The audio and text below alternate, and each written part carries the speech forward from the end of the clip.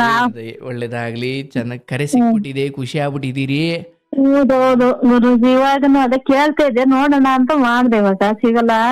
ಹಾ ಹಾ ಹಾ ಹಾ ಹಾ. ಒಂದ್ಸಲ ಒಂದ್ 6 ತಿಂಗಳ ಹಿಂದೆ ಮಾಡಿದ್ದೆ ಗುರುಜಿ ನಾನು. ಓಹೋ, ಮಾತಾಡಿದ್ರಾ?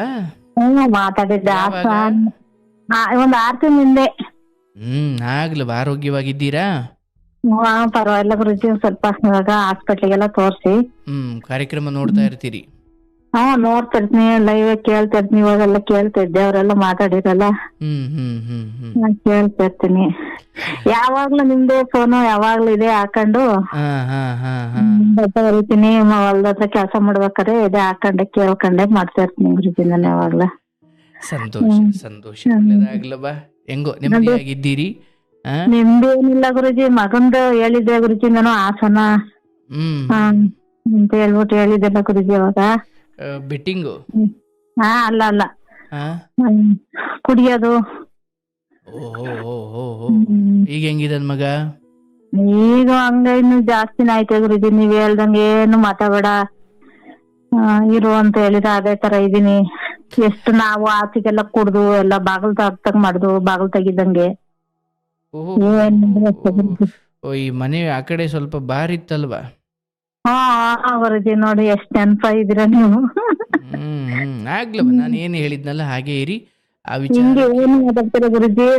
ತುಂಬಾ ಜಾಸ್ತಿ ಆಗ್ಬಿಟ್ಟಿದೆ ಗುರುಜಿ. ನನ್ಗಂತೂ ತುಂಬಾ ನೋವು ಆಗ್ಬಿಟ್ಟಿದೆ ಗುರುಜಿ. ಅದು ಹೊರಗಡೆ ಎಲ್ಲ ಹೋಗ್ತಾನೆ, ಯಾರು ಕರೀತಾರೆ ಅವ್ರಿಗೆಲ್ಲ ಕೆಲಸ ಮಾಡಕ್ ಹೋಗೋದು, ಕುಡಿಯೋದು. ಆಮೇಲೆ ಮನೆಗೆ ನಾನು ಆಚೆ ಎಲ್ಲ ಒಂದು 15 ದಿವಸ ಎಲ್ಲ ಮನೆಗೆ ಸೇರ್ಸಿಲ್ಲ, ಬಾಗಲ್ ತೆಗ್ದಿರಲ್ಲ. ಏನ್ ಮಾಡಿರೋ ಅಷ್ಟೇ ಗುರುಜಿ, ಅವ್ನು ಮಾಡೋದೇ ಮಾಡ್ತಾನೆ. ಅಮ್ಮ ಅಂತಾನು ಮಾತಾಡ್ಸಲ್ಲ, ಏನು ಮಾತಾಡ್ಸಲ್ಲ ಗುರುಜಿ. ಅವನ್ ಪಡೆಗೆ ಅವನು ಯಾರ ಮನೆಗೆ ಎಲ್ಲೆಲ್ಲಿ ಕೆಲ್ಸಕ್ ಬೇಕಲ್ಲಿ ಹೋಗೋದು, ಕುಡಿಯೋದು ಎಲ್ಲ ತಕೊಂಡ್ ಬರ್ತಾನೆ ಗುರುಜಿ. ನಮ್ಮನೆಯವ್ರಿಗೂ ಅದೇ ಸ್ಟ್ರೋಕ್ ಆಯ್ತು ಅಂತ ಹೇಳಿದೆ ಗುರುಜಿ. 2ನೇ ಸತಿ ಸ್ಟ್ರೋಕ್ ಆಯ್ತು. ಇವಾಗ ಇದು ಏನ್ ಮಾಡಕ್ಕಾಗಲ್ಲ.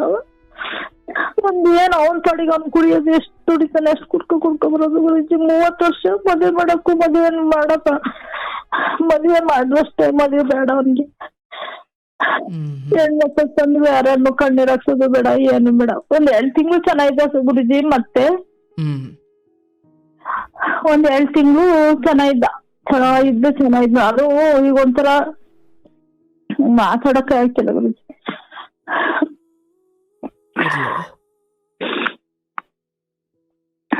2 ತಿಂಗಳು ಚೆನ್ನಾಗಿದ್ದ ಗುರುಜಿ.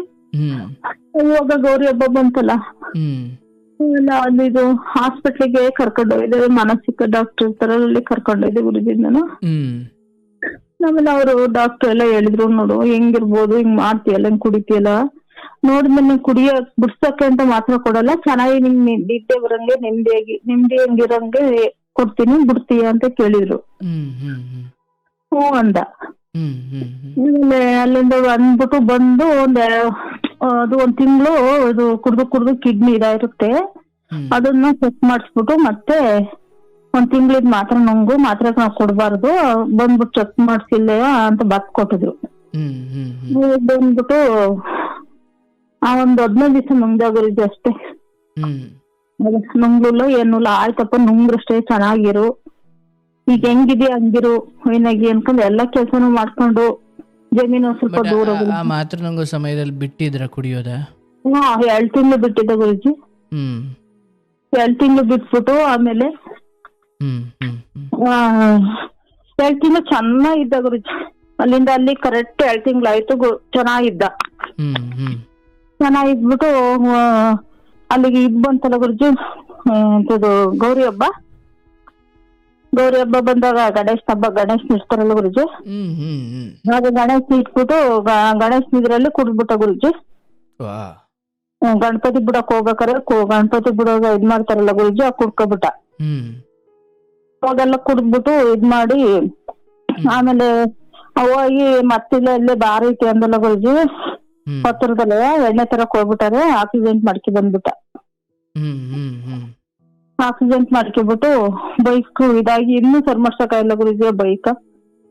ಅವ್ರಿಗೆ ಒಂದ್ ಸ್ವಲ್ಪ ಏಟ್ ಆಯ್ತಂತ, ಅವರು ಬೈಕ್ನರಂತೆ ಪಾಪು ಇತ್ತಂತೆ. ಇವನು ಕುಡ್ದಿದ್ನಲ್ಲ ಅಂತೇಳಿ ನಂಗೆ ಬೇಜಾರಾಯ್ತು, ಅಲ್ಲಿಗೆ ಹೋಗ್ಲಿಲ್ಲ. ನಾನು ಬಂದು ಮಲಿಕ್ಕೊಂಡಿವ್ರು, ನಮಗ್ ಗೊತ್ತೇ ಇಲ್ಲ ಗುರುಜಿ. ಆವಾಗ ಅವ್ರು ಬಂದ್ ಪೊಲೀಸ್ ಬಂದ್ ಮನೆಗೆ ಎಬ್ಬರ್ಸಿರು. ನೀವು ನಿಮ್ ಮಗನೇ ಸಮಣ ಅಂತ ಕೇಳ್ಬಿಟ್ಟು ಹೋದ್ರು. ಆವಾಗ 15,000 ಮಾಡ್ಸಿಲ್ಲ, ಏನನ್ನ ಯಾರ್ಯಾರ ಸೇರಿ ಅವ್ರಿಗೆ 15,000 ಕೊಟ್ರಂತೆ. ನಮ್ಮ ಹತ್ರ ದುಡ್ಡಿಲ್ಲ, ನಮ್ಮ ಹತ್ರ ಕೊಡಕ್ಕೆ ಅಂದೆ. ಆಗ ಅವನು ಯಾರ ಇದ್ ಮಾಡ್ಬಿಟ್ಟು ಫ್ರೆಂಡ್ ಎಲ್ಲ ಸೇರಿ 15,000 ಅವ್ರಿಗೆ ಕೊಟ್ಟು ತೀರ್ಮಾನ ಮಾಡಿರಂತೆ ಅವ್ರಿಗೆ. ಈ ಬೈಕ್ ಒಂದ್ 15,000 20,000 ಆಗುತ್ತೆ ಗುರುಜಿ ಸರ್ ಮಾಡ್ಸಕ್ಕೆ. ಅದನ್ನು ಮಾಡ್ಸಕ ಇಲ್ಲ. ಆಮೇಲೆ ಅಲ್ಲಿಂದ ಬಂದು ಆಯುಧ ಪೂಜೆ ಟೈಮಲ್ಲಿ ನಾನು ಇದ್ರಲ್ಲ ಬೆಂಗ್ಳೂರ್ಗೆ ಹೋಗ್ತೀನಿ ಕೆಲ್ಸಕ್ಕೆ ಅಂತ ಹೋದ ಗುರುಜಿ. ಆಮೇಲೆ ನನಗೆ ಹೇಳಲ್ಲ, ಅವ್ರ ಅಪ್ಪಗೆ ನಾವ್ ಫ್ರೆಂಡ್ ಹತ್ರ ಎಸ್ಕೊತೀನಿ ದುಡ್ಡ. ಅಲ್ಲಿ ನಾಡ್ಕೊಂಡು ಒಂಥರ ಇದ್ ಮಾಡ್ತಾನೆ. ದುಡ್ಡು ನೋಡಿದ್ನಂತೆ ಮೊಬೈಲ್ ಅಲ್ಲಿ ಇರುತ್ತಲ್ಲ ಗುರುಜಿ ದುಡ್ಡು. ಅದು ದುಡ್ಡು ನೋಡ್ಬಿಟ್ಟು ಆಮೇಲೆ ಸುಮ್ಮನೆ ಹೇಳ್ಕೊಂಡ್ರದೂನು ಹೇಳ್ಬೇಕು ಇದ್ ಮಾಡ್ಬೇಕು ಅಂತ. ಆಮೇಲೆ ಅವ್ರ ಅಪ್ಪನ ಹತ್ರ ಫ್ರೆಂಡಿಗೆ ಹೇಳಿನಿ 5,000 ರೂಪಾಯಿ ದುಡ್ಡಿಗೆ ಅಪ್ಪ ನಾನು ಹೋಗ್ತೀನಿ ಕೆಲ್ಸಕ್ಕೆ ಹೋಗ್ತೀನಿ ಅಂತ ಅಂದೆ. ಆಮೇಲೆ ಅವ್ರು ಕೊಡ್ಲಿಲ್ಲ ಕಣಪ್ಪ ಯಾರು ದುಡ್ಡ ಅನ್ನೋದು. ಇವ್ರ ಕೊಟ್ಟಾರೆ, ನನಗೆ ಹೇಳಿಲ್ಲ. ನಮ್ಮ ಮನೆಯವ್ರು ಹೇಳ್ಯಾರ ಮಾತ್ರೆಗೆ ಅಂತ ಇಟ್ಕೊಂಡಿದ್ರು. ಇವ್ರ ಕೊಟ್ಬಿಟ್ಟಾರೆ. ಅದ್ರಲ್ಲಿ ಹೋಗಿ ಒಂದ್ 3 ದಿವಸ ಗುರುಜಿ ಇದ್ದದ್ದು ಅಲ್ಲಿ ಬೆಂಗ್ಳೂರಲ್ಲಿ. ಕೆಲ್ಸಕ್ಕೆ ಹೋಯ್ದೇನ್ ಗುರಿ, ಅವ್ರು ಕೆಲ್ಸ ಮಾಡ್ಕೊ ಅಲ್ಲಿಗೆ ಹೋಗ್ಬೇಕು ತಾನೆ. ಫಸ್ಟ್ ಅಂತ ಇದ್ನಲ್ಲ ಕೆಲ್ಸಕ್ಕೆ, ಅಲ್ಲಿಗೆ ಹೋಗಿ ಅಲ್ಲೇ 3 ದಿವಸ ಕುಡ್ಕೊಂಡು ಇಟ್ಕೊಂಡು ಆಮೇಲೆ ಮೊಬೈಲ್ ಕಳ್ದೋಕ ಅಂತ ಹೇಳಿ ಅದು ಮಾರ್ಕೊಂಡು ಈಗ ಮೊಬೈಲ್ 15,000 ರೂಪಾಯಿ ಕೊಟ್ಟು ಮೊಬೈಲ್ ತಕೊಟ್ಟದು ಹೋದ ವರ್ಷ ಇದೇ ದಿನದಲ್ಲಿ. ಅದನ್ನು ಮಾಡ್ಕೊಂಡು ಮತ್ ಬಸ್ ಚಾರ್ಜ್ ದುಡ್ಡಿಲ್ಲಂಗ್ ದುಡ್ಡು ಹಾಕಿ ಅಪ್ಪ ಅಂತ ಫೋನ್ ಮಾಡ್ಯಾನ ಅವ್ರ ಅಪ್ಪಗೆ. ಅವ್ರು ಹಾಕಿಲ್ಲ. ಅಲ್ಲಿ ಯಾರ ಹತ್ರ ಇಸ್ಕೊಬಂದ್ನೋ ಏನೋ ಅದೆಲ್ಲ ಕುಡ್ಕೊಬಂದ್ ನಮಗೆ ತುಂಬಾನೇ ಬೇಜಾರಾಯ್ತು ಗುರುಜಿ. ಅವಾಗಿಂದ ಏನು ಮಾತಾಡ್ಸೋದಿಲ್ಲ, ಹೇಳೋದಿಲ್ಲ, ಏನು ಕೇಳೋದಿಲ್ಲ ಗುರುಜಿ. ಅಡಿಗೆ ಮಾಡಿ ಊಟಕ್ಕೂ ಕರೆಯಲ್ಲ ಗುರುಜಿ. ನಾವು ಅದನ್ನು ಕೇಳ್ಬೇಕು, ನಾವು ಕರಿಯೋದು ಇದ್ ಮಾಡೋದು ನಮ್ದು ಏನಾರು ತಪ್ಪ ಗುರುಜಿ ಏನಾರು. ಆಮೇಲೆ ಅವನೇ ಬಂದು ಹಾಕಿ ಊಟ ಮಾಡ್ತಾನೆ. ನಮ್ಮನೇಲಿ ಯಾರು ಊಟಕ್ಕೆ ಹಾಕೊಡಲ್ಲ, ಅವ್ರವ್ರು ಹಾಕ ತಿಂತಾರೆ, ಬಂದ್ ಹಾಕ ತಿಂತಾನೆ. ಈಗ ನೀವು ಒಟ್ಟು ಮನೇಲಿ 3 ಜನ ಇದೀರಿ, ಗಂಡ ನೀವು ಮಗ? 3 ಜನ ಇದೀವಿ ಗುರುಜಿ. ಎಷ್ಟು ವಯಸ್ಸು ಮಗನಿಗೆ? ಎಷ್ಟು ವಯಸ್ಸು? 30 ವರ್ಷ ಗುರುಜಿ ಅವನಿಗೆ. ಕುಡ್ದು ಚೆನ್ನಾಗಿದ್ದ, ಕುಡ್ದು ಸಾಯಂಗಾಗ್ಬಿಟ್ಟೆ ಗುರುಜಿ. ಅಂದ್ರೆ ಚೆನ್ನಾಗಿದ್ದ, ಕುಡ್ದು ಸಾಯಂಗಾಗಿದ್ದಾನೆ ಅಂತ? ಕುಡಿಯೋದ್ ಬಿಟ್ರೆ ಊಟ ಎಲ್ಲ ತಿಂತಾನೆ. ಕುಡಿಯಿದ್ರೆ ಊಟ ತಿನ್ನಲ್ಲ. ಬೆಳಗ್ಗೆಲ್ಲ ಕುಡಿಯಕ್ ಹೋದ್ರೆ ಊಟ ಬೇಕಾದ್ರೆ ಊಟ ತಿಂದ್ರೆ ಕುಡಿಯಕ್ ಆಗಲ್ವಲ್ಲ, ಅದು ಕುಡಿಯೋಲ್ಲ. ಕುಡಿಯಕ್ ಹೋಗ್ಬಿಟ್ಟು ಊಟ ತಿನ್ನಲ್ಲ, ಏನಿಲ್ಲ ಗುರುಜಿ. ನನ್ ಸತಿ ನಿದ್ದೆನೆ ಬರಲ್ಲ ಗುರುಜಿ. ಏನಾಗ್ತಾನೆ ಏನು ಅಂತ ಬೆಳಗ್ಗೆ ಮಾಡ್ಕೊಂಡು ಬೇಜಾರಾಗುತ್ತೆ ಗುರುಜಿ ನನಗೆ. ಅಳಬೇಡ. ಯಾರಿಗೂ ಕೊಡ್ಬಾರ್ದು ಗುರುಜಿ. ತಂದೆ ತಾಯಿ ಎಷ್ಟು ಜನ ಕೇಳ್ತೀನಿ, ಎಷ್ಟು ಕಣ್ಣೀರಾಗ್ತದು ತಂದೆ ತಾಯಿರಿಗೆ. ಅವನ ಕೂಡ ಅವನ್ ದುಡಿಯೋದು ಒಂದ್ ಕುಡ್ಕೊಳ್ಳೋದು ಬರೋದು, ಮನೆಗೆ ಏನು ತರಲ್ಲ, ಏನು ಕೊಡಲ್ಲ. ಮಗ ಏನು ಓದಿದ್ದಾನೆ? M.Com ಮಾಡಿದಾನೆ. ಅಲ್ಲ ಇದ್ ಮಾಡೇನ ಗುರುಜಿ, ಎಂತದ B.Com ಮಾಡೇನೆ.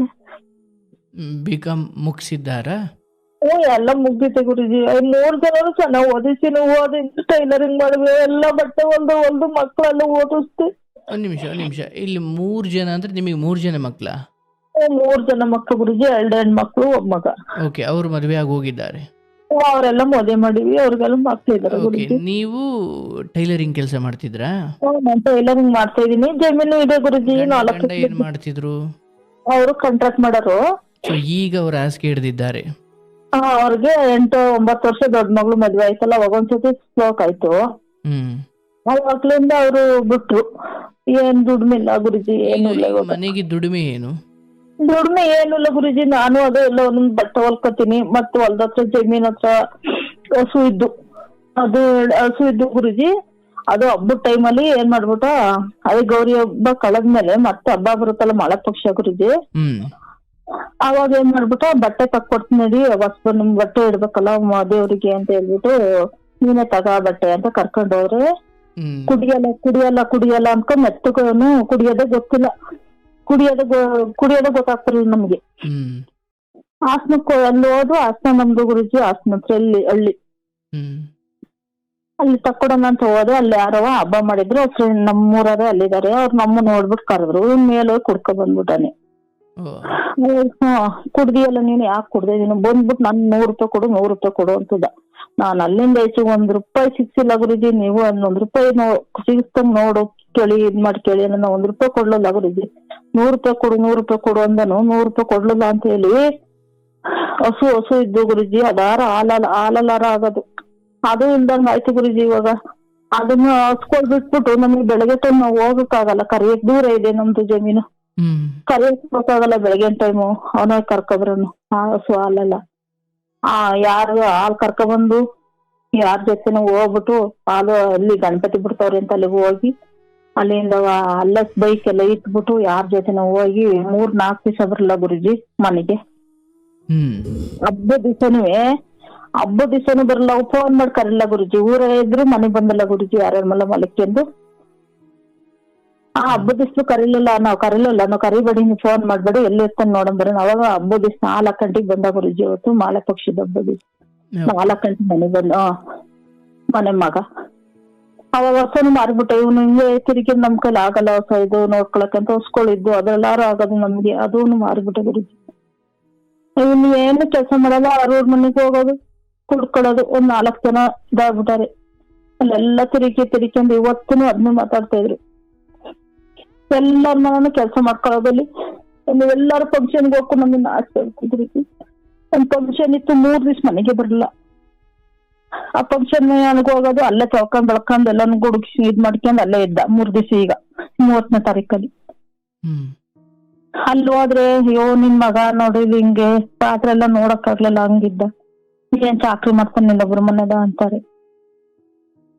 ಏನ್ ಮಾಡೋದು ಗುರುಜಿ ಅವನ್ಗೆ ಹಿಂಗ್ ಮಾಡೋದು ಅಂತ. ಒಂದು ತುಂಬಾ ವೀಕ್ ಆಗ್ಬಿಟ್ಟಾರ ಇವಾಗಂತೂ. ಚೆನ್ನಾಗ ಇದ್ದ. ಮತ್ತೆ ಕುಡ್ತಾ ಬಿಟ್ಟಿದಾರ? ಹಂಗಾಗಿರೋದ ಅಥವಾ ಬಿಟ್ಟಿಲ್ವಾ? ಇಲ್ಲ ಬಿಟ್ಟಿಲ್ಲ ಗುರುಜಿ. ತುಂಬಾನೇ ಐತೆ ಕುಡಿಯೋದೆಯ. ಕುಡಿತಾ ಏನ್ ಆರೋಗ್ಯ ಕೊಡುತ್ತನವ? ಅದ್ ಆರೋಗ್ಯ ಆಗುತ್ತಾ ಅದು ಕುಡ್ದು. ಈಗ ನೀವೇನು ಓದಿದೀರಾ? ನಾನು ಏನು ಓದಿಲ್ಲ ಗುರುಜಿ. ಒಂದು 5ನೇ ಕ್ಲಾಸ್ ಓದಿದ್ದೆ ಅಷ್ಟೇ. 5ನೇ ಕ್ಲಾಸ್ ಓದಿರೋ ಒಬ್ಬ ತಾಯಿ ನೀವ್ ಹಿಂಗಿದ್ದೀರಿ, M.Com ಓದಿರೋ ನಂಗಿದ್ದಾನೆ. ಇಲ್ಲಿ ಮತ್ತೆ ಓದಿ ಏನ್ ಅರ್ಥ ಬಂತು? ಮತ್ತೆ ಓದಿ ಏನ್ ಗುರುಜಿ ಅವ್ರಿಗೆ ಏನ್ ನಾನು ಓದ್ಲಿ? ನಮ್ಮ ಮಕ್ಳು ನಾವಷ್ಟು ಕಷ್ಟಪಟ್ಟವಲ್ಲ. ನಮ್ಮ ಮಕ್ಳು ನಾವು ಕಷ್ಟಪಟ್ಟು ನನ್ ಮಕ್ಳು ಕಷ್ಟಪಡ್ಬಾರ್ದು ಅಂತ ಮಾಡಿದ್ನಲ್ಲ.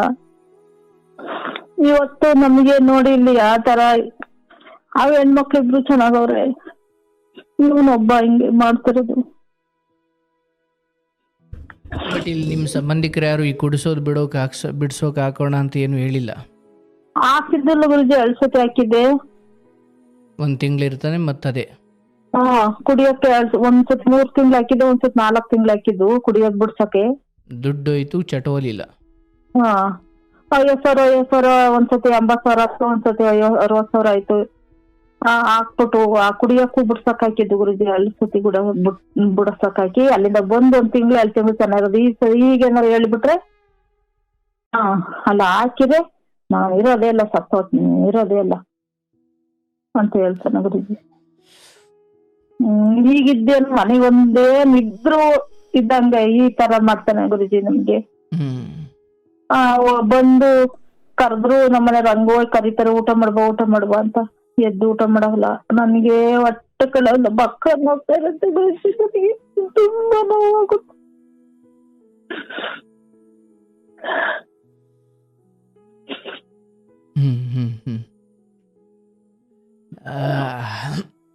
ಪರಮಾತ್ಮ ಆಗ್ಲಿ ತೊಂದರೆ ಇಲ್ಲ. ಬಟ್ ಈಗ ನಿಮ್ಮ ಯಜಮಾನ್ರ ಪರಿಸ್ಥಿತಿ ಹೇಗಿದೆ? ಅಂದ್ರೆ ಅವ್ರಿಗೆ ಕೈ ಸಾಧನೆ ಏನ್ ಮಾಡಕ್ಕಾಗಲ್ಲ ಗುರುಜಿ. ಅವ್ರ ಸೇವೆ ಈಗ ನೀವೇ ಮಾಡ್ತಿದ್ದೀರಿ? ಎಲ್ಲ ಮಾಡ್ಕೋತಾರೆ, ಅಷ್ಟೇನಿಲ್ಲ. ಇವಾಗ ಆಸ್ಪತ್ರೆ ಬೇರೆ ತೋರ್ಸ್ಬೇಕು, ಜಾಸ್ತಿ ದುಡ್ಡೆಲ್ಲ ಬೇಕು ತೋರ್ಸಕ್ಕೆ. ಕೈ ಸ್ವಾದಿ ಕಡಿಮೆ ಆಗ್ತಾ ಇದೆ, ಮಾಡ್ತಾ ಸ್ವಲ್ಪ ತೊಂದ್ಲು. ಬಟ್ ಈಗ ನಮ್ ತಂದೆಗೆ ಹಿಂಗಾಗಿದೆ ಅನ್ನೋದ್ರ ಬಗ್ಗೆ ಮಗನಿಗೆ ಯಾವ ಯೋಚನೆಯೂ ಇಲ್ಲ?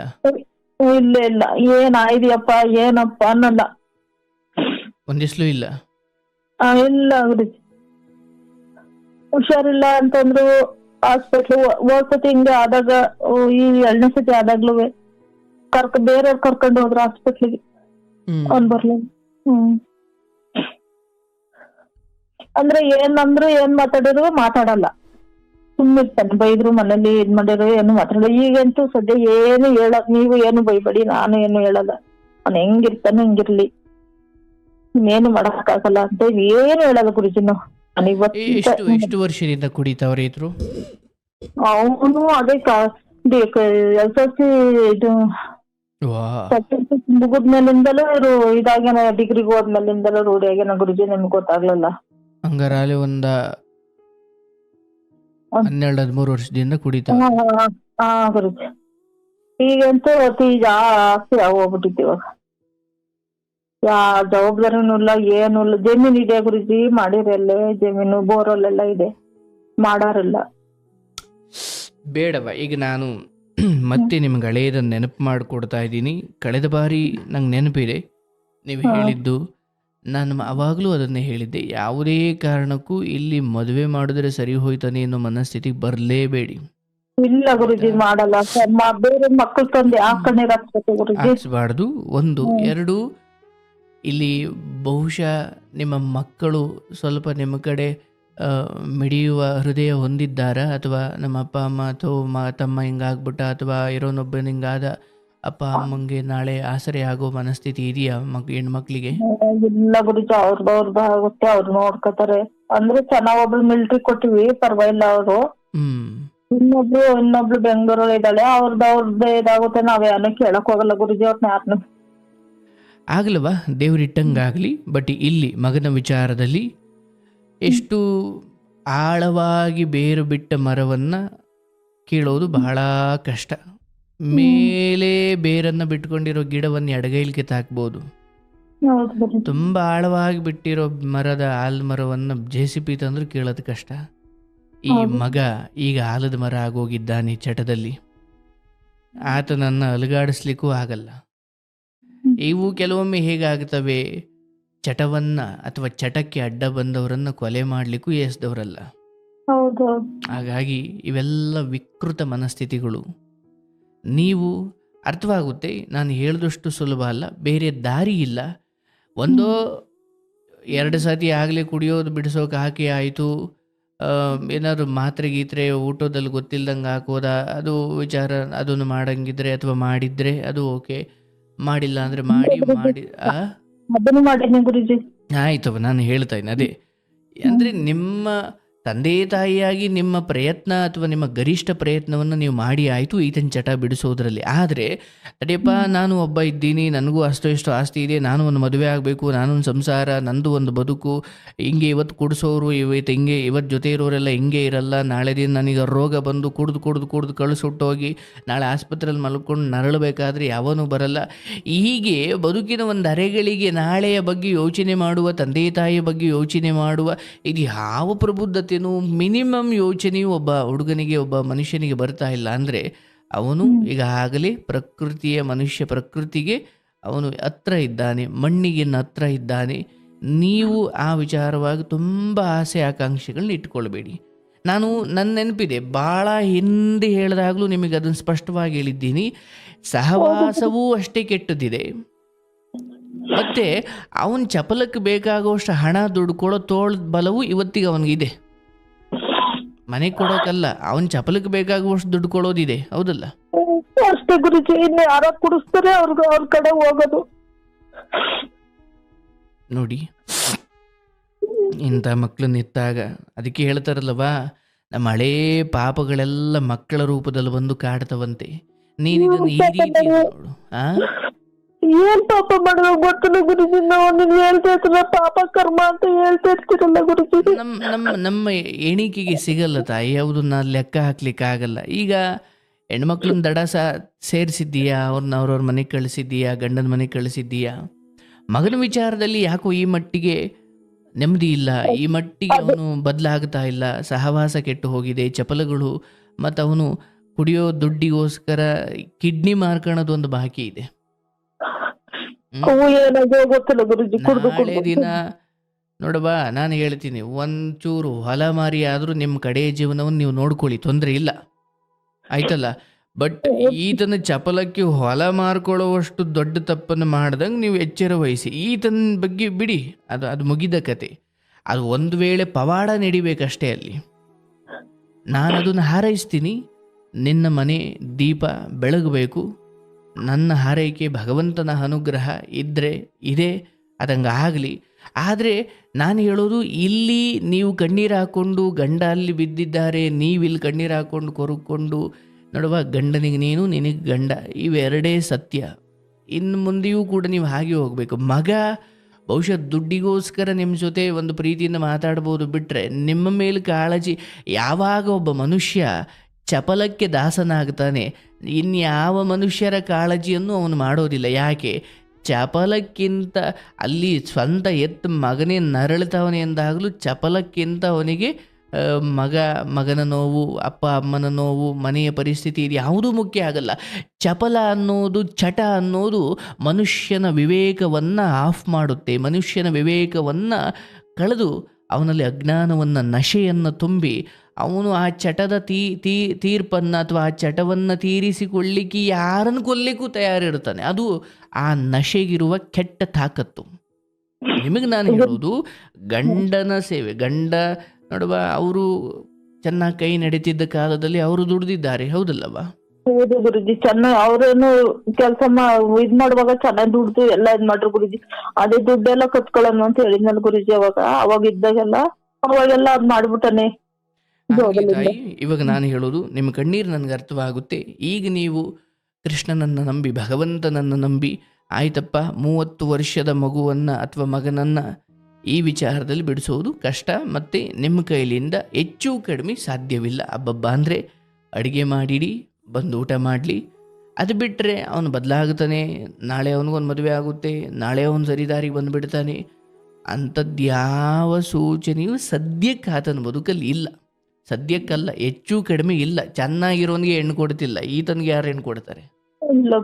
ಕೊಟ್ಟರೂ ಕೂಡ ಅವಳು ನಾಳೆ ಇದೇ ನೆಪ ಇಟ್ಕೊಂಡು ನಿನ್ನ ಮನೆ ಹಾಳು ಮಾಡ್ತಾಳೆ. ಹೌದೌದು. ಹಾಗಾಗಿ ಒಂದು ಹೆಣ್ಣು ಮಗಳನ್ನು, ನನ್ನ ಮಗನ ನ್ಯೂನ್ಯತೆಗಳನ್ನು, ನನ್ನ ಮಗನ ಚಪಲ ಚಟಗಳನ್ನ ಮುಚ್ಚಿಟ್ಬಿಟ್ಟು ಇನ್ನೊಂದು ಹೆಣ್ಣನ್ನು ಮದುವೆ ಮಾಡಿದ್ರೆ ಅವನು ಸರಿ ಹೋಗುತ್ತಾನೆ ಅನ್ನೋ ಎಡವಟ್ಟು ಮಾಡ್ಕೊಂಡು ಎಷ್ಟು ಹೆಣ್ಣು ಮಕ್ಕಳು ಬದುಕು ಬೀದಿಗೆ ಬಂದ್ಬಿಟ್ಟಿದೆ.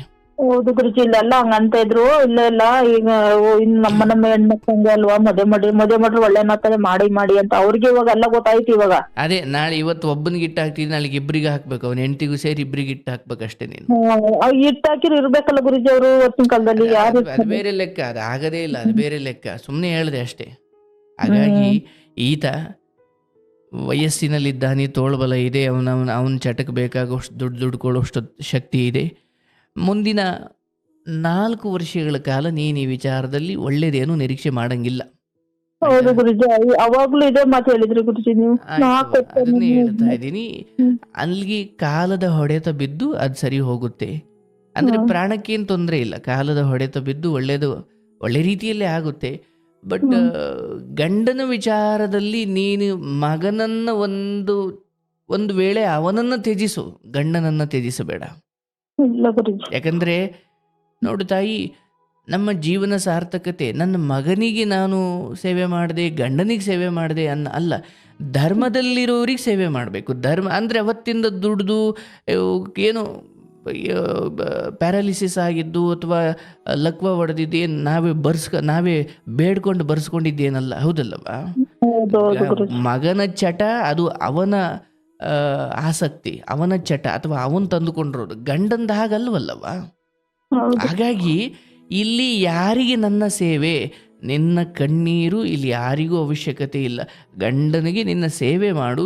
ಮಗ ನಿನ್ನ ಹೇಳಿಕೆ ಅಥವಾ ನಿನ್ನ ಬುದ್ಧಿ ಮಾತು ಇವನು ಮೀರಿ ಬಹಳ ಮುಂದೆ ಹೋಗ್ಬಿಟ್ಟಿದ್ದಾನೆ. ಯಾಕಂದರೆ ಅವನ ದೇಹದಲ್ಲಿ ರಕ್ತ ನೀರಿಗಿಂತ ಎಣ್ಣೆನೇ ಜಾಸ್ತಿ ಇದೆ.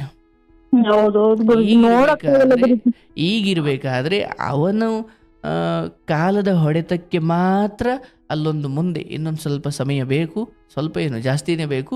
ನಿಮಗೆ ನಾನು ಹೇಳೋದು, ನೀವು ಕಣ್ಣೀರು ಹಾಕೋದು, ಮನೆಯಲ್ಲಿ ಸದಾ ಕೊರ್ಕೊಂಡು ಕೂತ್ಕೊಳ್ಳೋದು, ಇಲ್ಲಪ್ಪ ನಮಗೆ ಮಗನೇ ಇಲ್ಲ ಅಂದುಕೊಂಡು ಗಂಡ ನೀನು. ಯಾಕಂದರೆ ಎಷ್ಟೋ ಜನ ಹೆಣ್ಮಕ್ಳನ್ನು ಮಾತ್ರ ಎತ್ತಿದ್ದಾರೆ, ಗಂಡು ಮಕ್ಕಳಿಲ್ಲ. ಹೆಣ್ಮಕ್ಳನ್ನ ಮದುವೆ ಮಾಡಿಕೊಟ್ಟಾದ್ಮೇಲೆ ಅಪ್ಪ ಅಥವಾ ವಯಸ್ಸಾದ ಅಜ್ಜ ಅಜ್ಜಿ ಯಾರೂ ಇಲ್ದಂಗೆ ಒಂದು ಮನೇಲಿ ಇದ್ದಾರಲ್ವ. ಹೌದು ಗುರುಜಿ. ಹಂಗೆ ನನಗೂ ಗಂಡು ಮಕ್ಳಿಲ್ಲ ಅಂದ್ಕೊಂಡು ನೀನು ಬದುಕು. ನಾಳೆ ದಿನ ಏನೋ ಕಷ್ಟ ಬಂತು, ಮಾರು ಒಂಚೂರು ಆಸ್ತಿಯ ಸರಿ ಮಾಡ್ಕೊಳ್ಳಿ, ಏನು. ಯಾಕಂದರೆ ಯಾವ ಯೋಗ್ಯನಿಗೆ ನಾನು ಇದನ್ನೆಲ್ಲ ಉಳಿಸೋಗ್ಬೇಕು, ಅವ್ನು ನಾಳೆ ಕುಡಿತಕ್ಕೆ ಮಾರ್ಕೊಳ್ತಾನೆ ಅನ್ನೋದು. ಆದರೆ ಸರಿ, ನಾನು ಗಂಡನ ಉಳಿಸ್ಕೊಳಕ್ಕೆ ಮಾರ್ಕೊಳ್ಳೋನ್ ಬಿಡು. ಅದೇ ನನ್ ಮಗ್ಳು ಅದೇ ಹೇಳೋದ್ ಗುರುಜಿ, ಏನಕ್ಕೆಲ್ಲ ಯಾಸಕ್ಕೂ ಕಿಟ್ಕೊಂಡಿರ ಮಾರ್ಕೆಂದು ಏನ್ ಕಷ್ಟ ಪಡ್ತೀರಾ, ಮಾರ್ಕೆಂತೀನಿ ಅಂತ ಹೇಳ್ತಾಳೆ ಗುರುಜಿ ನನ್ ಮಗ್ಳು. ಅದನ್ನೇ ಹೇಳ್ತಾ ಇದ್ದೀನವ ನಿನಗೆ ನಾನು. ಇದನ್ನು ನೀವು ತುಂಬ ಶ್ರದ್ಧೆಯಿಂದ ನಮಗೆ ನಮ್ಮ ಮಾತಿಗೆ ಗೌರವ ಕೊಡ್ತೀರಾ ಅಂತ ಈ ಮಾತು ಹೇಳ್ತಿದ್ದೀನಿ. ಈತ ನಾಳೆ ದಿನ ಅನ್ಯಾಯವಾಗಿ ಕುಡಿತಕ್ಕೆ 500 ರೂಪಾಯಿಗೆ ಯಾರಿಗೋ ಒಂದು ಎಕರೆ ಆಸ್ತಿ ಬರ್ಕೊಡ್ಲಿಕ್ಕೂ ಏಸದೇ ಇರುವಷ್ಟು ಕೆಟ್ಟ ಮನಸ್ಥಿತಿ, ಹೌದಲ್ಲವಾ? ಹೌದೌದು ಗುರುಜಿ, ಅಲ್ಲಿ ಇರೋದು ನಿಮಗೆ ಹೇಳ್ತಾ ಇದ್ದೀನಿ, ಗಂಡ ಎಲ್ಲಿವರೆಗೂ ಕೈ ನಡೆಯುತ್ತೆ ಸರಿ, ಆಮೇಲೆ ಸ್ವಲ್ಪ ಮಾರಿ ಆದರೂ ನಿಮ್ಮ ಕಡೆ ಜೀವನವನ್ನು ನೀವು ಹಾಗೆ ಇಂಡಿಪೆಂಡೆಂಟ್ ಆಗಿ ನೋಡ್ಕೊಳ್ಳಿ. ಬಟ್ ನಾನು ಹೇಳ್ತೀನಿ, ತೀರ ಕಡೆಯವರೆಗೂ ಈ ಮಗ ಹೀಗೇ ಇರಲ್ಲ, ಇನ್ನೊಂದು ಸ್ವಲ್ಪ ವರ್ಷ ಆಯಿತಾ. ಆಮೇಲೆ ಅವನು ಸರಿ ಹೋಗಿ ಅಂದರೆ ನಾನು ಹೇಳ್ತೀನಿ, ಈಗ ಮುಂದೆ ಬರೋ ಹೊಡೆತ ಹೆಂಗಿರುತ್ತೆ ಅಂದರೆ ಅದು ಮನುಷ್ಯರು ಕೊಡೋದಲ್ಲ, ಅವನೇ ನನ್ನನ್ನು ಒಂದಷ್ಟೂರು ಕಾಪಾಡ್ಕೊಂಬಿಡಿ ನಾನು ಸರಿ ಹೋಗ್ತೀನಿ ಅಂತ ನಿಮ್ಮ ಹತ್ರ ಬೇಡ್ಕೊಳ್ಳೋ ಸ್ಥಿತಿ ಬರುತ್ತದು. ಇವತ್ತಾಗಿ ಒಂದ್ ತಪ್ಪು ಮಾಡ್ತಾ ಇದೀನಿ, ಸಾರಿ ಕಣಮ್ಮ ಅಂತ ಇವತ್ತಾಗಿ ಒಂದ್ ಬಾಯಿ ಬರಲ್ಲ. ಅದನ್ನೇ ಹೇಳ್ತಾ ಇದ್ದೀನಿ, ಇದು ಮನುಷ್ಯರನ್ನ ಭಗವಂತ ಬಳಸಿಕೊಳ್ತಾನೆ, ಆದರೆ ಮನುಷ್ಯದಲ್ಲ, ಕಾಲದ ಹೊಡೆತ. ನಾನು ಹೇಳಿದ್ನಲ್ಲ, ಇದೊಂದು ಬಾರಿ ನನ್ನನ್ನು ಕಾಪಾಡ್ಕೊಂಬಿಡಿ, ನಾನು ಇನ್ನೊಮ್ಮೆ ಈ ಥರ ಮಾಡಲ್ಲ ಅಂತ ನಿಮ್ಮನ್ನು ಕೇಳ್ಕೊಳ್ಳೋ ಪರಿಸ್ಥಿತಿ ಬರುತ್ತೆ.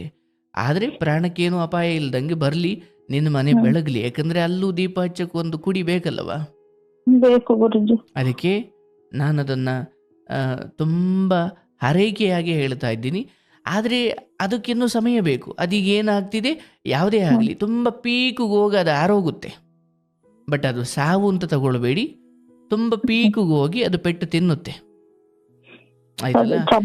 ಅವಾಗ ಚೆನ್ನಾಗಿದ್ನಲ್ಲ ಗುರುಜಿ, ಒಂದ್ 2 ತಿಂಗಳು ಅವಾಗ ಹೇಳ್ದೆ, ಇದನ್ನ ನಾನ್ ಜೋರಾಗಿ ಹಾಕುವೆ, ನಿಮ್ದು ಇದು ಲೈವ್ ಬರುವಾಗ ಜೋರ ಹಾಕಿ ಕೇಳುವೆ, ಇದನ್ ಕೇಳು ಎಂತ ತಪ್ಪು ಮಾಡಿದ್ರು ನನ್ ತಪ್ಪು ಅಂತ ಎಲ್ಲಾ ಕೇಳಿ ಯಾವ ತರ ಮಾಡ್ಕೋತಾರೆ, ಇದನ್ ಕೇಳೋ ಅಂದೆ. ಅವನು ಲೈವ್ ನೋಡು, ಇದು ಹೆಂಗ್ ಮಾತಾಡ್ತಾರೆ, ಯಾವ ತರ ಬುದ್ಧಿ, ಇದು ಯಾರು ತಪ್ಪು ಮಾಡಿದ್ರು ನನ್ ತಪ್ಪು ಮಾಡಿದೀನಿ ಅಂತ ಎಷ್ಟು ತಿದ್ಕೋತಾರೆ, ಇದನ್ ಕೇಳು ಅಂತ ನೀವ್ ಹೇಳ್ದೆ ಗುರುಜಿಂದ ಅವನಿಗೆ. ಇರ್ಲಿ ತಾಯಿ, ನೋಡುವ, ಹೇಗೆ ಕಾದ ಹೆಂಚಿನ ಮೇಲೆ ನೀನು ರೊಟ್ಟಿ ತಟ್ಟಿದ್ರೆ ರೊಟ್ಟಿಯೂ ಕೂಡ ಯೋಗ್ಯವಾಗಿ ತಿನ್ನೋದಿಕ್ಕೆ ಹದವಾಗುತ್ತೆ, ಹೌದಲ್ಲ? ಸುಮ್ಮನೆ ಆಗಿನ್ನು ತೊಳ್ಕೊಂಡು ಬಂದಿರೋ ಹೆಂಚು ಮೇಲೆ ನೀನು ಈ ರೊಟ್ಟಿ ತೊಟ್ಟುಬಿಟ್ರೆ ಅಲ್ಲಿ ಕಾವೇ ಇಲ್ಲ ಅನ್ನೋದಾದ್ರೆ ರೊಟ್ಟಿ ಹೇಗೆ ಸುಡುತ್ತೆ? ಇದಕ್ಕೂ ಒಂದು ಕಾಲ ಬರಲಿ, ಆಯ್ತಾ? ನಾನು ಹೇಳ್ತೀನಿ, ನಿನ್ನ ಮಗನನ್ನು ನೀನು ಕಳ್ಕೊಳೋದಿಲ್ಲ, ಆದರೆ ಗಂಡನ ಸಮಯ ತೀರಾ ಕಡಿಮೆ ಇದೆ. ನಾನು ಇದನ್ನ ಕಡೆಯಲ್ಲಿ ಹೇಳ್ತಾ ಇದ್ದೀನಿ, ಆ ಕಡೆಗೆ ಗಮನ ಕೊಡು, ಅವ್ರೊಂದು ಪ್ರೀತಿ ಕೊಡು, ಅವ್ರಿಗೆ ಇದು ಯಾವುದು ಅಂದರೆ ನೀವು ಕೊರಕೊಂಡು ಕೂತ್ಕೊಂಡ್ರೆ ಅವ್ರಿಗೆ ಇನ್ನೂ ದುಃಖ. ಯಾಕಂದರೆ ಇಡೀ ದೇಹದ ಆರೋಗ್ಯ ಸ್ವಲ್ಪ ವರ್ಷ ಇನ್ನೂ 4-6 ದಿನ ಕಾಲ ಇರಬೇಕು ಅಂದರೆ ನಮ್ಮ ಯೋಚನೆಗಳು ಧನಾತ್ಮಕವಾಗಿದ್ದರೆ ಎಂಥ ರೋಗಗಳು ಗುಣಮುಖವಾಗ್ತವಂತೆ. ಇದನ್ನು ಡಾಕ್ಟ್ರು ಹೇಳ್ತಾರೆ, ಹೌದಲ್ಲ? ಚಿಂತೆ ಮಾಡಿಬಿಟ್ರಯ್ಯ, ಚಿಂತೆ ಮಾಡಿ ಮಾಡಿ ಮಾಡಿ ಆಸ್ಪತ್ರೆಗೆ ಬರ್ತಿರಲ್ರೋ ಅಂತಾರೆ ಕೆಲವೊಮ್ಮೆ. ಹೌದು, ನೀವ್ ಹೇಳಿದ್ಮೇಲೆ ಎಷ್ಟೋ ನಾನು ಇದ್ ಮಾಡದ್ ಬಿಟ್ಟು ಚಿಂತೆ ಮಾಡದ್ ಬಿಟ್ಬಿಟ್ಟು ಧೈರ್ಯ ತಗೊಂಡು ಇವಾಗ ಎಷ್ಟೋ ಇದ್ ಮಾಡ್ತೀನಿ ಗುರುಜಿ. ಆದ್ರೆ ಇನ್ನೊಂದ್ಸಲ ಏನು ಆಗುತ್ತೆ. ಏನಾಗ್ಬಿಡ್ತವಾ, ಊರಲ್ಲಿ ಎಷ್ಟೋ ಮಕ್ಳು ಅವ್ರವ್ರ ತಂದೆ ತಾಯಿಗೆ ನಡ್ಕೊಂಡು ಒಳ್ಳೆ ರೀತಿಯಲ್ಲಿ ಬದುಕೋರ್ನ ನೋಡಿದಾಗ ನಾನೇನು ಕರ್ಮ ಮಾಡಿದ್ದೆ, ನನಗೆ ಯಾಕಿಂತ ವಿಚಾರ ಹಿಂಗೆ ಹಣೆ ಬರ ಅಂತ ಅನ್ಸು.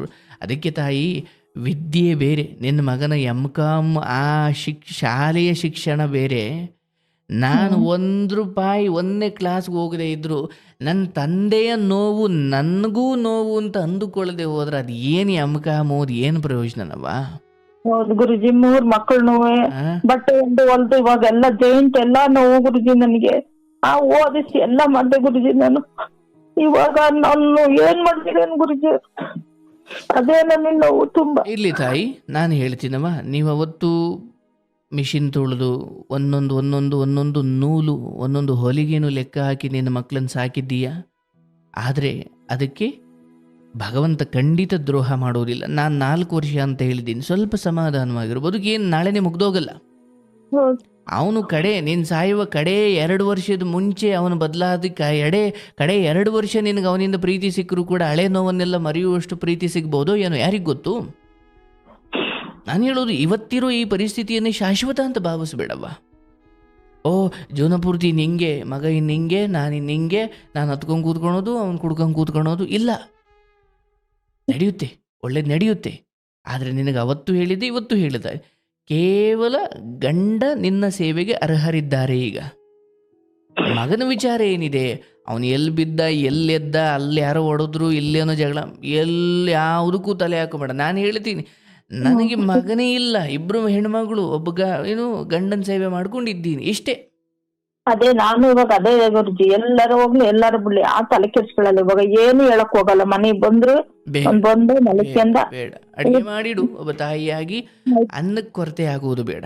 ಇಲ್ಲ, ಅಡಿಗೆ ಮಾಡಿರ್ತೀನಿ ಗುರುಜಿ. ಅಂದ್ರೆ ನಾವು ಯಾರಿಗೂ ಹಾಕೊಡಲ್ಲ, ಅವ್ರವ್ರು ಹಾಕ ತಿಂತಾರೆ. ಆಕೆ ಬೇಕಂದ್ರೆ ಆಕೆ ತಿಂತಾರೆ. ಹಂಗ ಮಲಕ್ಕೆತನಲ್ಲ ಅಂತ ತುಂಬಾ ಒಟ್ಟು ಹೊರಿತಿದ್ದೆ ಗುರುಜಿ. ಆಗ್ಲಿ.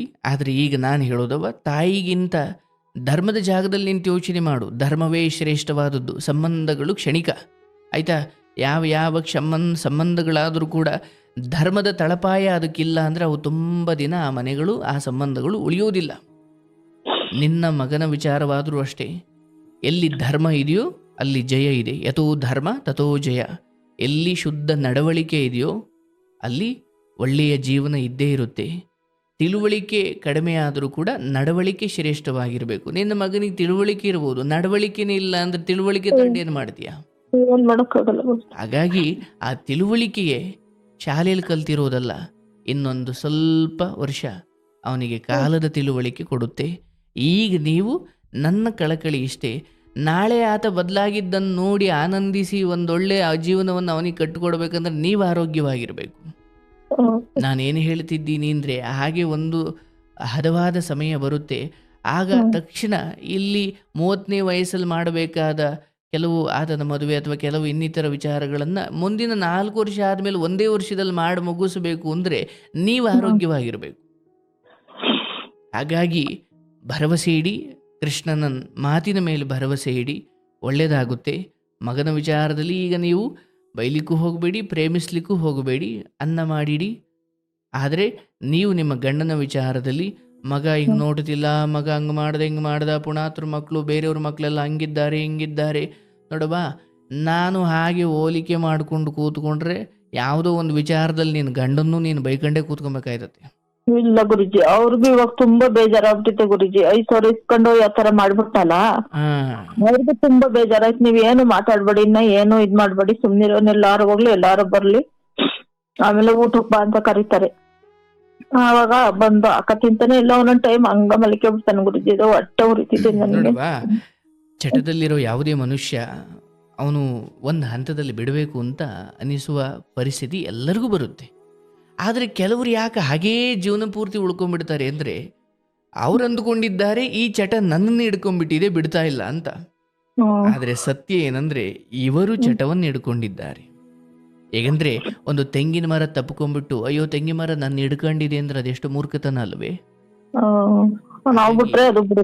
ಈತ ನಾನು ಬಿಡಬೇಕು ಅಂತ ನಿರ್ಧಾರ ಮಾಡಬೇಕು ಅಂದ್ರೆ ಈತನಿಗೊಂದಷ್ಟು ದೊಡ್ಡ ವ್ಯಕ್ತಿತ್ವಗಳ ಸಹವಾಸ ಬೇಕು. ಭಗವಂತ ಯಾವತ್ತಾದ್ರೂ ಅವನ ಬುದ್ಧಿಗೆ ಬಂದು, ಅಮ್ಮ ನಾನು ಆ ಕಾರ್ಯಕ್ರಮ ಕೇಳಬೇಕು, ನಾನು ಅವ್ರ ಜೊತೆ ಮಾತಾಡಬೇಕು ಅಂತ ಅನ್ಸಿದ್ರೆ ನನಗೆ ಒಂದು ಕ್ಷಣ ಸಾಕು. ನನ್ಗೆ ಅಂದ್ರೆ ಅವನ ಮನಸ್ಸು ಹಾಗೆ ತಿರುಗಿ ಈ ಕಡೆ ಬಂದ ಅಂದ್ರೆ ಒಂದು ಇಲ್ಲ ಗುರುಜಿ ಕೊಡು, ಆ ಸಮಯ ಬರುತ್ತೆ. ಅದನ್ನೇ ಭರವಸೆ. ನನಗೆ ಇಲ್ಲಿ ಸಾವಿನ ಸೂಚನೆಗಳು ಕಾಣ್ತಿಲ್ಲ, ಅಂಥದ್ದೇನೂ ಕಾಣ್ತಿಲ್ಲ. ಬಟ್ ಮುಂದುವರಿಯೋದಂತೂ ಹೌದು.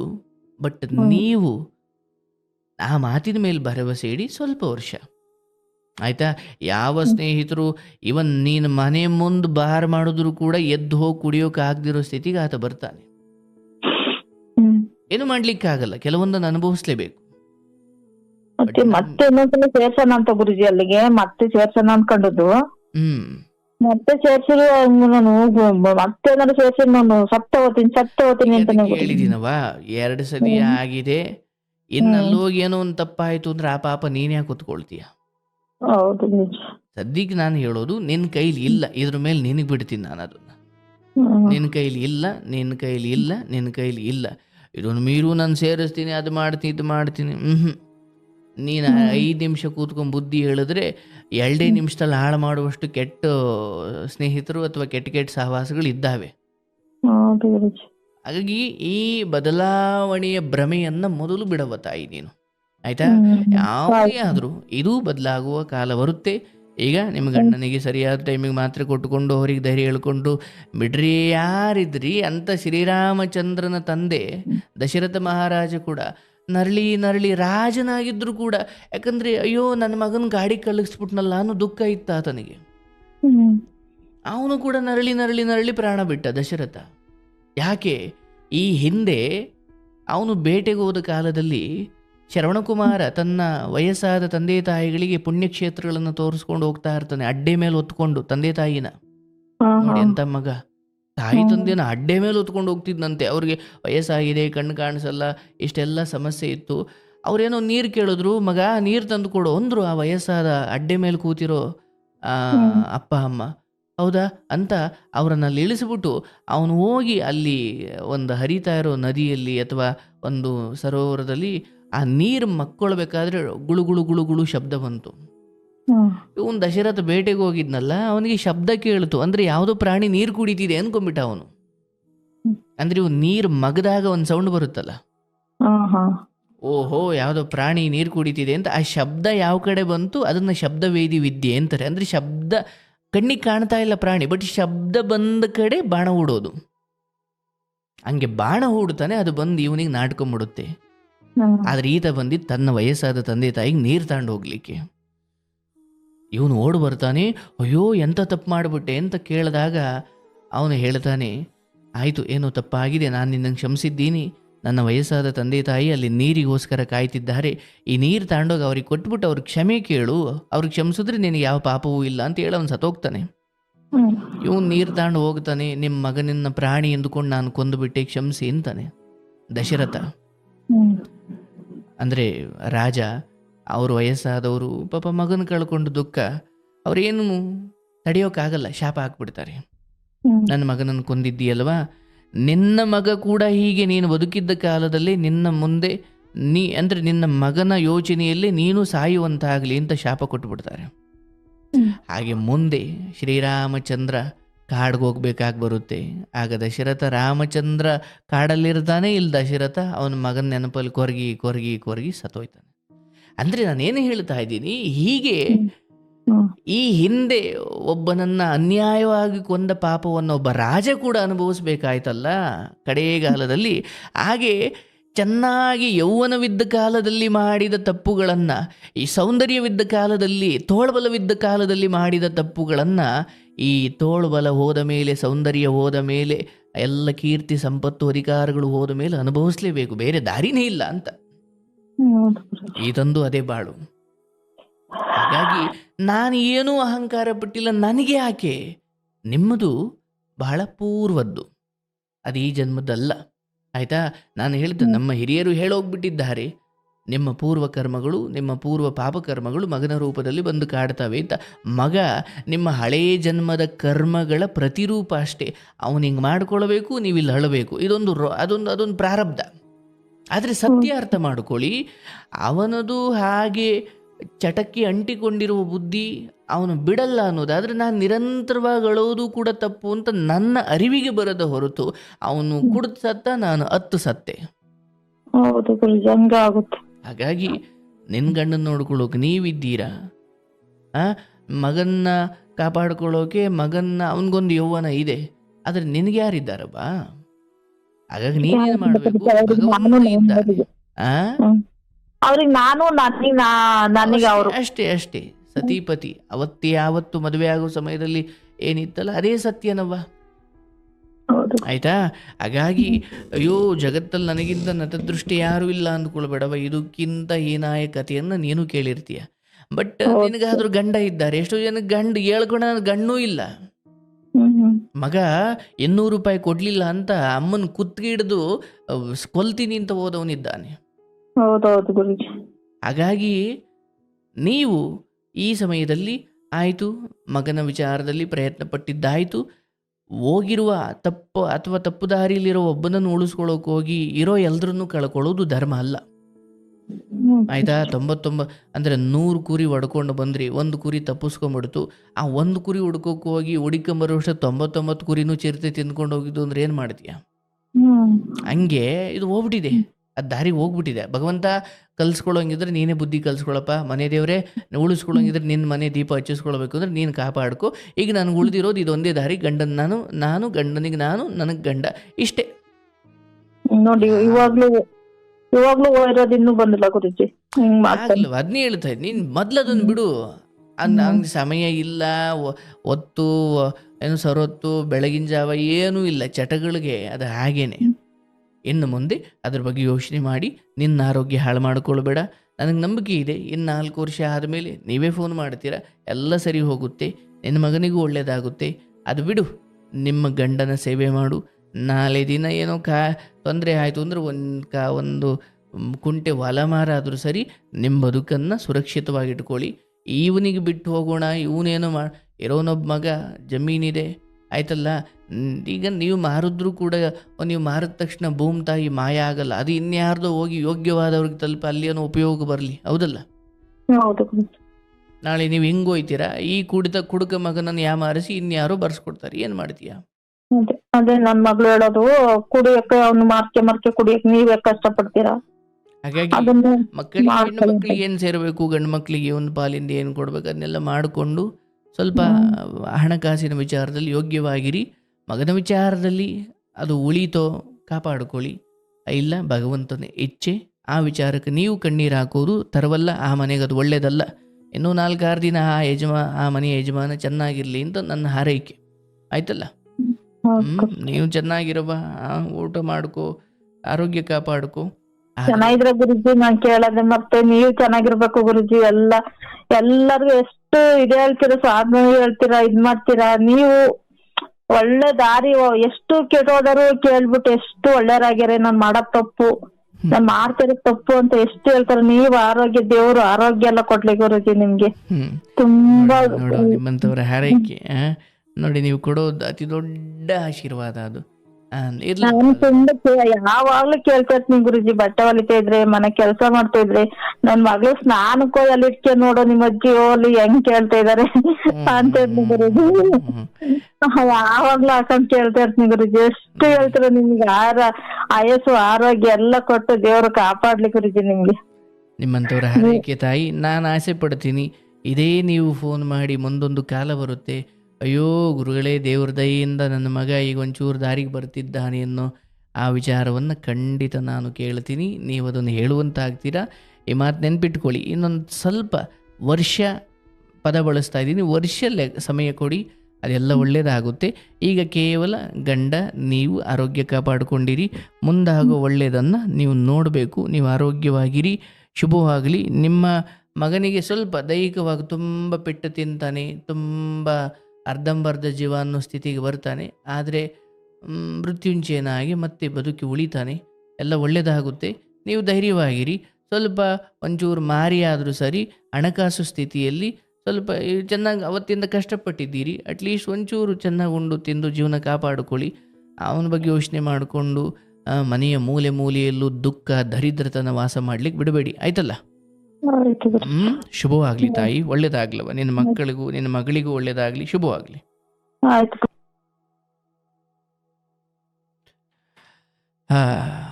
ನೋಡಿ, ನನಗದೇ ಭಾಳ ಮುಖ್ಯ. ಇಲ್ಲಿ ಈ ತಾಯಿ ಓದಿರೋದು 5ನೇ ಕ್ಲಾಸು, ಮಗ ಓದಿರೋದು BCom MCom. ಅಯ್ಯೋ ದೇವ್ರೆ, 5ನೇ ಕ್ಲಾಸ್ ಓದಿರೋ ತಾಯಿ ಬಾಯಿಂದ ಬರ್ತಿರೋ ಈ ಧರ್ಮಯುತ ಮಾತು ಅಥವಾ ಜವಾಬ್ದಾರಿಯುತ ಮಾತು, BCom ಓದಿರೋ ಒಂದು ಕತೆ. ನೋಡಿ, ನಿಮ್ಮ ಎಜುಕೇಷನ್ಗಳಿಗೂ ಮೀರಿ ನಮ್ಮ ಕರ್ಮಗಳು, ನಮ್ಮ ನಡವಳಿಕೆ, ನಮ್ಮ ಸಹವಾಸ ಇವೆಲ್ಲ ಬಹಳ ಮುಖ್ಯವಾಗ್ತವೆ ಅಲ್ವಾ? ಹಾಗಾಗಿ ಮಕ್ಕಳಿಗೆ ನಾನು ಹೇಳೋದು, ಅವರು ಓದಲಿಲ್ಲ, ಅಷ್ಟು ಮಾಡಲಿಲ್ಲ, ಇದು ಮಾಡಲಿಲ್ಲ, ಕೆಟ್ಟವರ ಸಹವಾಸ ಬೀಳ್ತಿದ್ದಾನೆ ಅಂದರೆ ಪೆಟ್ಟು ಕೊಟ್ಟಾದರೂ ಸರಿ ಅವ್ರನ್ನ ಅದರಿಂದ ದೂರ ಇಡಿ. ಪರವಾಗಿಲ್ಲ, ಮಾರ್ಕ್ಸ್ ಕಡಿಮೆ ತೆಗೆದ್ರು ಏನು ತೊಂದರೆ ಇಲ್ಲ, ಚಪ್ಪಲಿ ಹೊಲ್ಕೊಂಡು ಬದುಕಲಿ. ಆದರೆ ನನ್ನ ತಂದೆ ಆ ಕಡೆ ಲಕ್ವ ಹೊಡೆದು ಬಿದ್ದಿದ್ರು, ಈ ಕಡೆ ತಾಯಿ ಕೊರಗುತ್ತಾ ಒದ್ದಾಡ್ತಾ ಬಿದ್ದಿದ್ರು. ನನಗೆ ಕುಡ್ತಾ ಬೇಕು, ನನಗೆ ಕುಡಿಬೇಕು ಅನ್ನೋ ಚಟವನ್ನೇ ಮೈಗತ್ತಿಸ್ಕೊಂಡು ಜವಾಬ್ದಾರಿ ಕಳ್ಕೊಂಡು ತಂದೆ ತಾಯಿಯ ಕಣ್ಣೀರು ಅವನ ಹೃದಯಕ್ಕೆ ತಟ್ಟುತ್ತಾ ಇಲ್ಲ ಅಂದರೆ ಇನ್ನು ಯಾವ ಬಿಕಾಮಿ ಎಮ್ಕಾಮು ಮನುಷ್ಯರನ್ನು ಕಾಪಾಡುತ್ತೇ ಇಲ್ಲ. ಹಾಗಾಗಿ ಶಿಕ್ಷಣ ಕೊಡಬೇಡಿ ಅಂತ ನಾನು ಹೇಳಲ್ಲ, ಆದರೆ ಇನ್ನೊಬ್ಬರ ವೇದನೆಗಳನ್ನು, ನೋವುಗಳನ್ನು ಅರ್ಥೈಸಿಕೊಳ್ಳುವಷ್ಟು, ಅರ್ಥ ಮಾಡಿಕೊಳ್ಳುವಷ್ಟು ಒಂದು ಸಂವೇದನಾಶೀಲತೆ, ಒಂದು ಅಂತಃಕರಣ ಒಬ್ಬ ಹುಡುಗನಿಗೆ ಶಾಲೆಗಳು, ವಿದ್ಯಾಸಂಸ್ಥೆಗಳು, ಶಿಕ್ಷಕರು, ಪೋಷಕರು ಇವರ್ಯಾರು ಆ ಹೃದಯಕ್ಕೆ ಹೆಣ್ಣುಗರಳನ್ನು ಅಥವಾ ಅವರ ಸಂವೇದನಾಶೀಲತೆಯನ್ನು ಅವ್ರಿಗೊಂದು, ಅಲ್ಲಿ ಯಾವುದೋ ಒಂದು ನಾಯಿ ಹಸುವಿನಿಂದ ಒದ್ದಾಡ್ತಿರ್ಬೇಕಾದ್ರೆ ಒಂದು ಬಿಸ್ಕೆಟ್ ತಾಂಡು ತಿನ್ನಬೇಕಾದ್ರೆ ನಾಯಿಗೆ ಒಂದು ಬಿಸ್ಕೆಟ್ ಹಾಕುವಷ್ಟು ಕರುಣೆ ಆತನಿಗಿಲ್ಲ ಅಂದರೆ, ಆ ನಾಯಿಗೆ ಬಿಸ್ಕೆಟ್ ಹಾಕದೆ ಒದ್ದೋಡಿಸಿದ ಇದೇ ಮಗ ನಾಳೆ ಅಪ್ಪ ಅಮ್ಮನ ಒದ್ದೋಡಿಸ್ತಾನೆ. ಹಾಗಾಗಿ ಕೊಟ್ಟು ತಿನ್ನುವುದನ್ನು ರೂಢಿ ಮಾಡಿಸಿ ಆ ಮಕ್ಕಳಿಗೆ ಹೃದಯವಂತಿಕೆ ಸಹಜವಾಗಿ ಬರುತ್ತೆ. ಆಯಿತಾ? ಮಾರ್ಕ್ಸ್ ಕಡಿಮೆ ಆಯಿತು ಅಂತ ಮಕ್ಕಳನ್ನು ನೀವು ಬೈಬೇಡಿ. ಅವನ ಸಂಸ್ಕಾರ, ಅವನ ಆಡ್ತಿರೋ ಮಾತು, ಅವನು ಮಾಡ್ತಿರೋ ಸಹವಾಸ ಇವೆಲ್ಲದರಿಂದ ಹೆಂಗೆ ನೋಡಿ. ಇವತ್ತು ಮಗ ಏನು PUC ಸೇರಿದಾಗ ಕುಡಿಯೋಕೆ ಶುರು ಮಾಡಿದ್ದು, ಇವತ್ತು ಇಂಟರ್ನ್ಯಾಷನಲ್ ಕುಡುಕ, ದೊಡ್ಡ ಕುಡುಕ. ಹೀಗಾದಾಗ ಏನು ಮಾಡೋದು ಜೀವನ? ಪಾಪ ತಂದೆ ತಾಯಿಗೆ ಯಾರು ದಿಕ್ಕು? ಏನು ಕತೆ ಇದು? ಅಪ್ಪ ಭಯಂಕರ ಇದು. ಯಾರಿಗೂ ಈ ಪರಿಸ್ಥಿತಿ ಬರಬಾರ್ದು. ಇನ್ನೊಬ್ಬ ಮಗ ಇದ್ದಾನೆ, ಇನ್ನೊಬ್ಬ ಇದ್ದಾನೆ ಅಂತ ಇಲ್ಲ. ಇರೋನೊಬ್ಬ ಮಗ ಹಿಂಗೆ ಏನೇ ಆಸ್ತಿ ಇರ್ಬೋದು, ಏನೇ ಇರ್ಬೋದು, ಆದರೆ ಮಕ್ಕಳ ಪ್ರೀತಿ ಸಿಗದೆ ಹೋದರೆ ಏನಾಗಬೇಕಲ್ವ ಜೀವಗಳು? ದಯವಿಟ್ಟು ಯಾವ ಮಕ್ಕಳು ಅಷ್ಟೇ ಏನೇ ಕುಡಿತಾ, ಏನೇ ಸಿಗರೇಟ್, ಏನೇ ಇದ್ರೂ ಬಿಟ್ಟು ಬಿಡಿ, ಬೇಡ. ಇವತ್ತು ನೀವು ನಿಮ್ಮ ತಂದೆ ತಾಯಿನ ಅಷ್ಟು ನಿಕೃಷ್ಟವಾಗಿ ನೋಡ್ತೀರಾ, ಬರುತ್ತೆ, ನಿಮಗೂ ಕಾಲ ಬರುತ್ತೆ, ಎಲ್ಲಿ ಹೋಗ್ತೀರಾ? ನೀವು ಸಿಗಾಕೊಳ್ತೀರಾ? ಬೇಡ. ಒಳ್ಳೆ ರೀತಿಯಲ್ಲಿ ಬದುಕಿ, ಒಳ್ಳೆಯದಾಗುತ್ತೆ.